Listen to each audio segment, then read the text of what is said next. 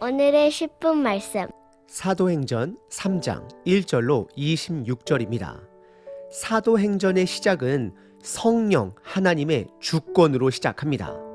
제자들은 예수님의 말씀대로 성령 하나님을 기다려야만 했습니다.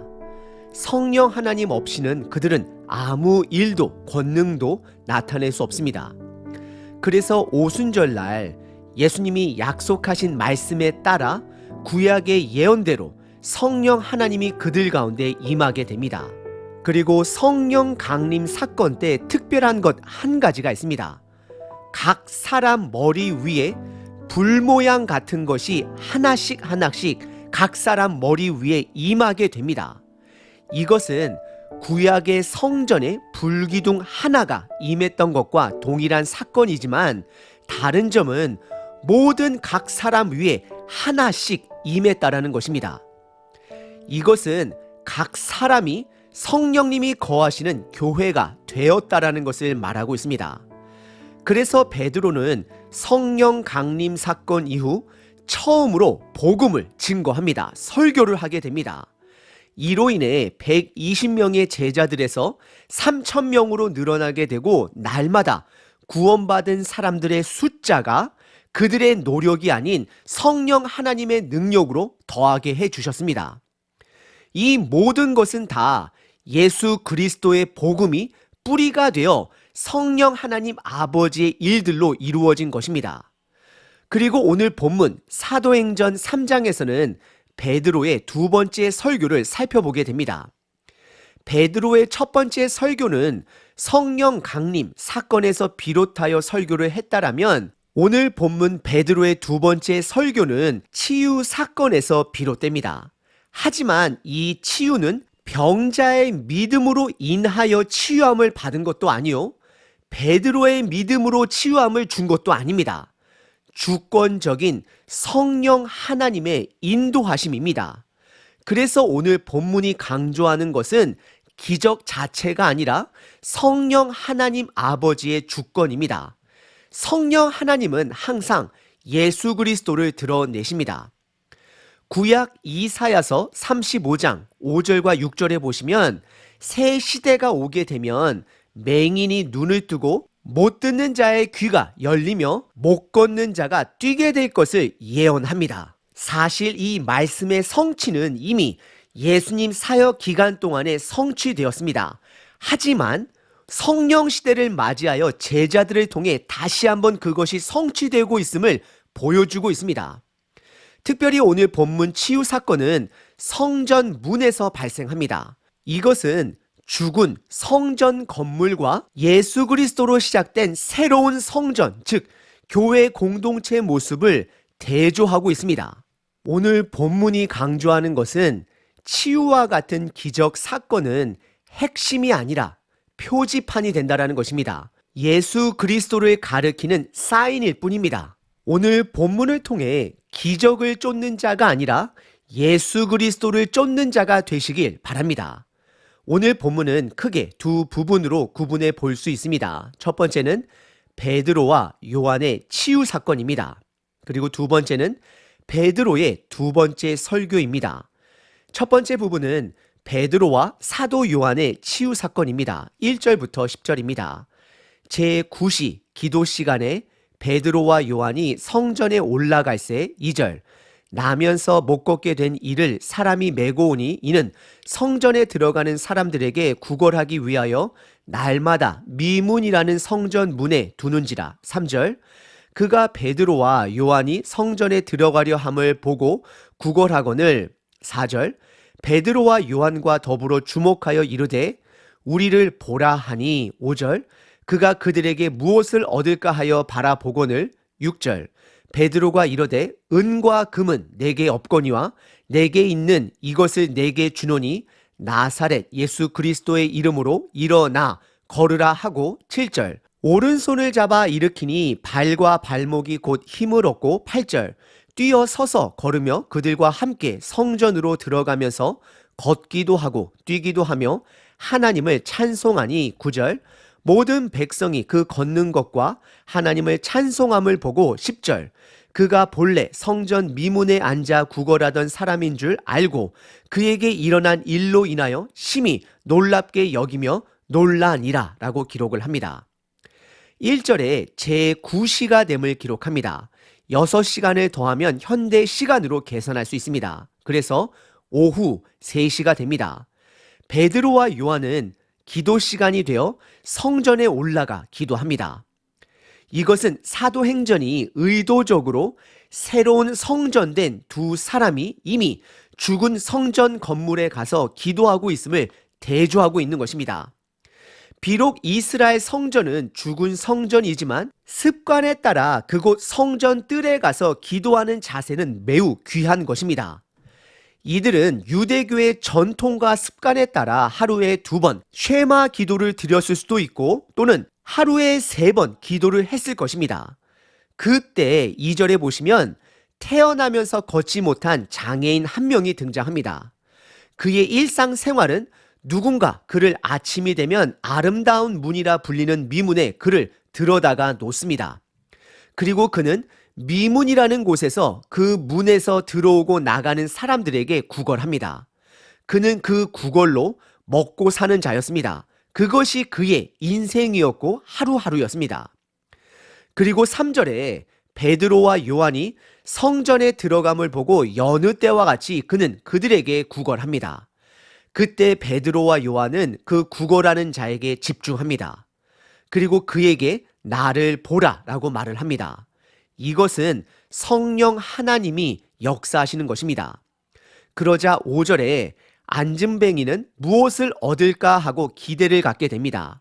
하지만 6절에 베드로는 그에게 너가 원하는 금과 은은 우리들에게 없다 선언하지만 나사렛 예수의 이름으로 일어나 걸으라 라고 선포합니다. 안진뱅이는 처음에는 실망했다가 예수님의 이름으로 걸으라는 선포를 들었을 때에 어느 정도 기대했을 것입니다. 그리고 7절에 베드로는 그의 오른손을 잡아 일으킵니다. 그러자 곧 발에 힘을 얻고 8절에 서게 되고 걷게 되고 뛰게 됩니다.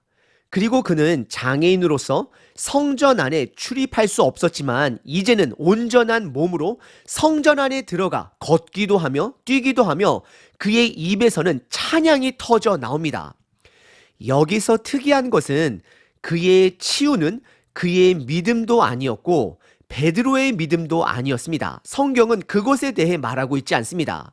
왜냐하면 전적인 성령 하나님의 역사였기 때문입니다. 그리고 성령 하나님은 6절에 보시면 나사렛 예수의 이름으로 그의 병을 치유합니다. 베드로가 치유한 것이 아닙니다. 사도행전은 계속해서 예수 그리스도께 집중합니다. 그러자 10절에 매일 성전 미문에서 구걸했던 자가 온전한 몸으로 성전 안에 들어와 걷고 뛰는 모습을 많은 사람들이 보며 놀랍게 여깁니다. 오늘 본문의 첫 번째 부분은 베드로와 사도 요한의 치유 사건입니다. 두 번째 부분은 베드로의 두 번째 설교입니다.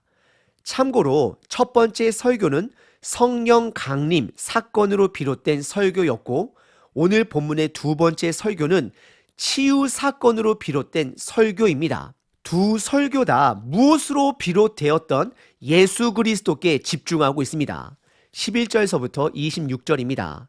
나온 사람이 베드로와 요한을 붙잡으니 모든 백성이 크게 놀라며 달려나아가 솔로몬 행각이라 불리우는 행각에 모이거늘 12절 베드로가 이것을 보고 백성에게 말하되 이스라엘 사람아 이 일을 왜 놀랍게 여기느냐 우리 개인의 권능과 경건으로 이 사람을 걷게 한 것처럼 왜 우리를 주목하느냐 13절 아브라함과 이삭과 야곱의 하나님 곧 우리 조상의 하나님이 그의 종 예수를 영화롭게 하셨느니라. 너희가 그를 넘겨주고 빌라도가 놓아주기로 결의한 것을 너희가 그 앞에서 거부하였으니 14절 너희가 거룩하고 의로운 일을 거부하였고 도리어 살인한 사람을 놓아주기를 구하여 15절 생명의 주를 죽였도다. 그러나 하나님이 죽은 자 가운데서 그를 살리셨으니 우리가 이 일의 증인이라. 16절 그 이름을 믿음으로 그 이름이 너희가 보고 아는 이 사람을 성하게 하였나니 예수로 말미암아 난 믿음이 너희 모든 사람의 앞에서 이같이 완전히 낫게 하였느니라. 17절 형제들아 너희가 알지 못하여서 그리하였으며 너희 관리들도 그리한 줄 아노라. 18절 그러나 하나님이 모든 선지자의 입을 통하여 자기의 그리스도께서 고난받으실 일을 미리 알게 하신 것을 이와 같이 이루셨느니라. 19절 그러므로 너희가 회개하고 돌이켜 너희 죄 없이 함을 받으라. 이같이 하면 새롭게 되는 날이 주 앞으로부터 이를 것이요. 20절 또 주께서 너희를 위하여 예정하신 그리스도 곧 예수를 보내시리니. 21절 하나님이 영원부터 거룩한 선지자들의 입을 통하여 말씀하신 바 만물을 회복하실 때까지는 하늘이 마땅히 그를 받아두리라. 22절 모세가 말하되 주 하나님이 너희를 구하여 너희 형제 가운데서 나 같은 선지자 하나를 세울 것이니 너희가 무엇이든지 그의 모든 말을 들을 것이라. 23절 누구든지 그 선지자의 말을 듣지 아니하는 자는 백성 중에서 멸망받으리라 하였고. 24절 또한 사무엘 때부터 이어 말한 모든 선지자도 이 때를 가리켜 말하였느니라. 25절 너희는 선지자들의 자손이요 또 하나님이 너희 조상과 더불어 세우신 언약의 자손이라. 아브라함에게 이르시기를 땅 위에 모든 족속이 너희의 씨로 말미암아 복을 받으리라 하셨으니. 26절 하나님이 그 종을 세워 복 주시려고 너희에게 먼저 보내사 너희로 하여금 돌이켜 각각 그 악함을 버리게 하셨느니라 라고 기록합니다.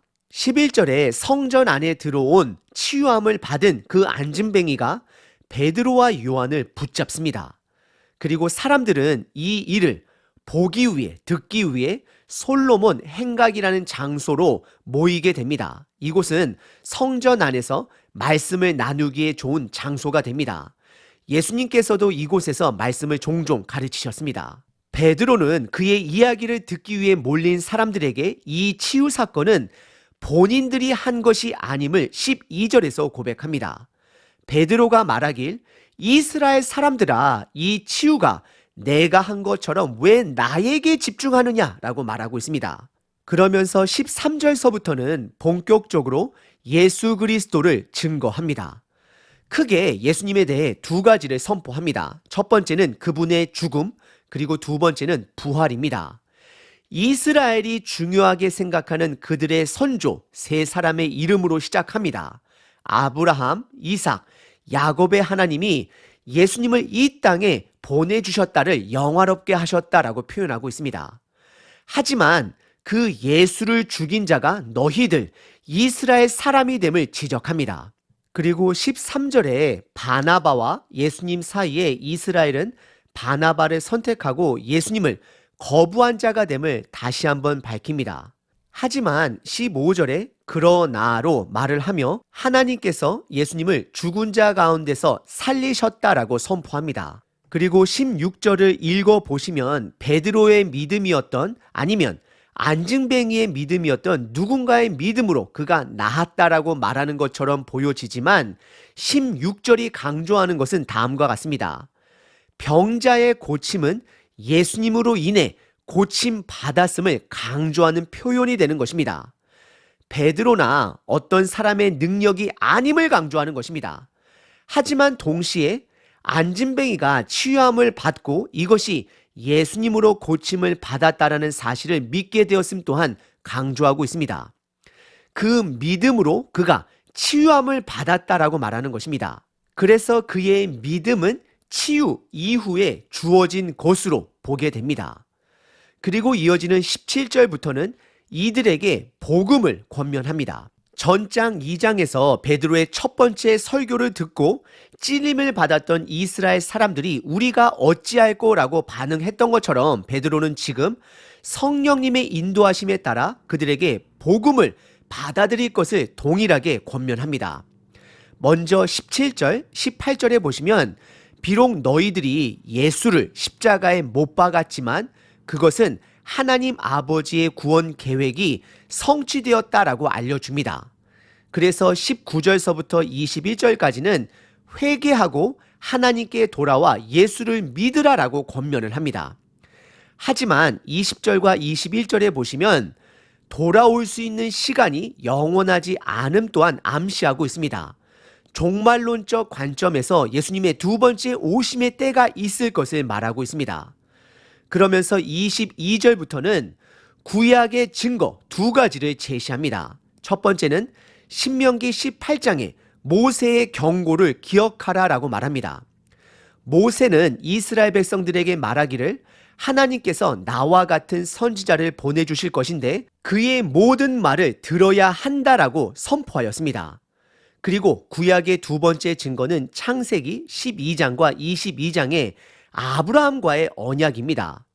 그 언약에 따라 이스라엘을 통해 모든 민족이 복을 받게 하기 위함이다라고 말하고 있습니다. 결국 모세가 말한 새로운 선지자는 바로 예수 그리스도시요, 아브라함을 통해서 주신 그 언약은 예수 그리스도를 통하여 모든 민족이 복받게 됨을 말씀하고 있는 것입니다. 그래서 마지막으로 26절에 하나님이 세운 종은 바로 예수 그리스도로서 이스라엘에게 복을 주시길 원하고 그들로 하여금 죄악을 버리게 하기 위함이다라고 말하고 있습니다. 오늘 본문의 두 번째 부분은 베드로의 두 번째 설교입니다.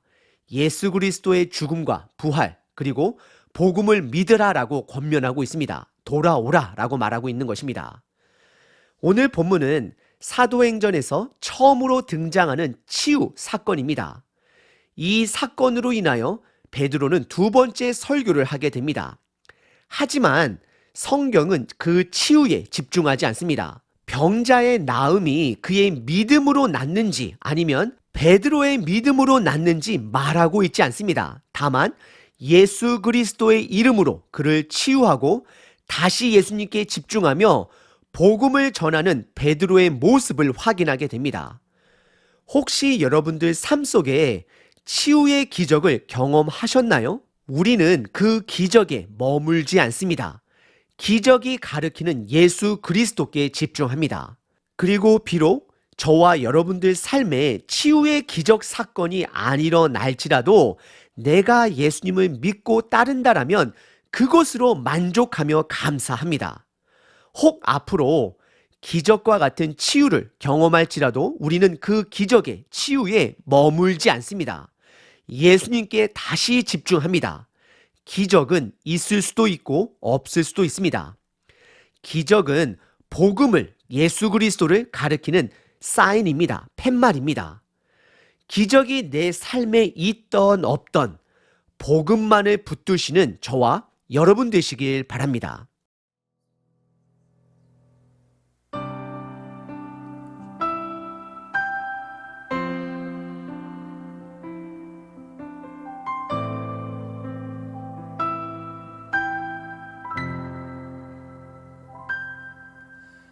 땅 위에 하나님의 교회 부르심을 따라 일어나 거칠은 광야 외치는 소리로 거듭거듭 피어나라. 성령이여 이 세대를 향해 주의 진리를 선포케 하소서. 십자가에서 죽으신 그 사랑 우리 사랑 되게 하소서. 닫힌 문들아 열릴지어다. 모든 세대여 일어나라. 주 예수께 무릎 꿇고 경배드리네. 지금 이기신 평화의 왕 성령이여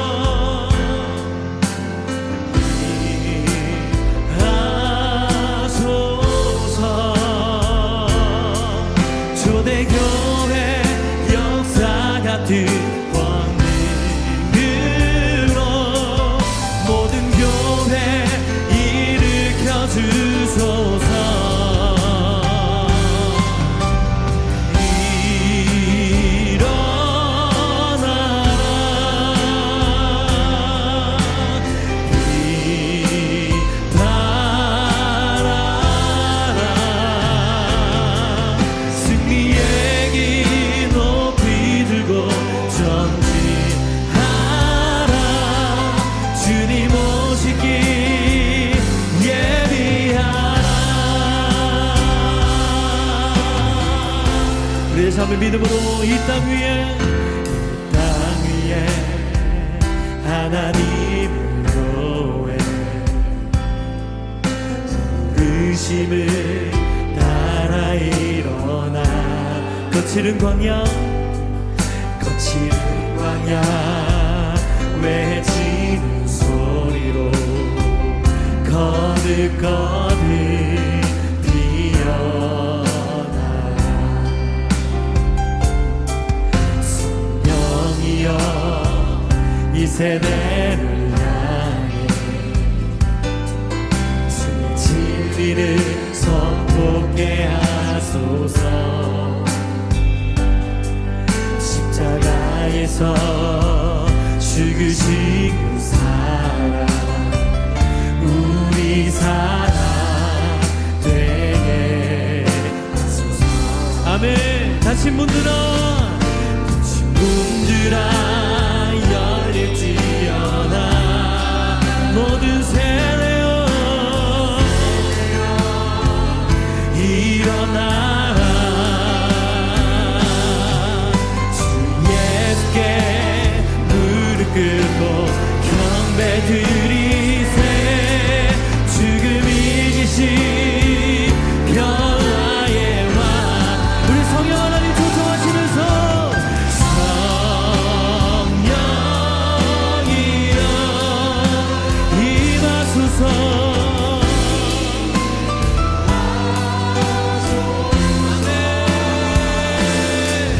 초대교회 역사 같은 권위로 모든 교회 일으켜 주소서. 우리 믿음으로 선포하시면서 일어나 빛발하라.